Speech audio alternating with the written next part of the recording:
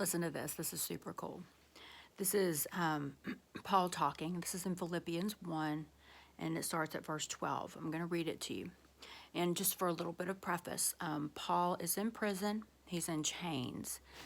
Paul wrote a lot of the New Testament, and a lot of it he was in captivity, sometimes under house arrest. This situation, he seems to be in a prison in chains. Imagine that. But listen to this.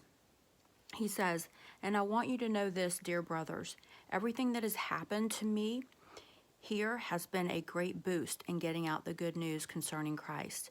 For everyone around here, including all the soldiers over at the barracks, knows that I am in chains simply because I am a Christian. And because of my imprisonment, many of the Christians here seem to have lost their fear of chains. Somehow, my patience has encouraged them, and they have become more and more bold in telling others about Christ." A couple things that jump out at me. The whole New Testament is about patience. It seriously is. I'm personally always trying to be more and more patient, because if we're not patient, God cannot finish a good work in us. And that's just a fact. If we're running around trying to replace it with something else, if we're trying to just get away from the lesson because it's too hard, it just holds you back. It really does. It did that to me for years and years. I am well aware of what a lack of patience can do.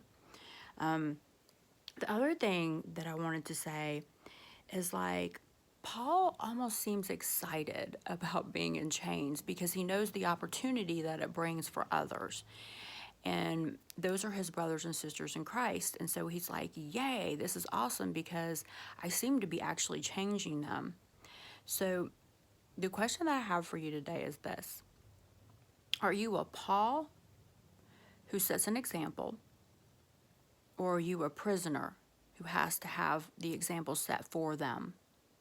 Because there's a difference in how God can use you in those two scenarios. Because if he is willing to go through the pain and be in chains and still be happy about it, because the impact he's having on others' lives, like, wow, wow, wow. So think about that some.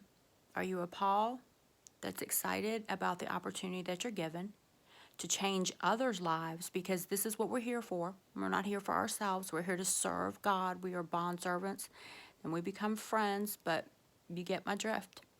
Which life are you living for the Lord? Peace out.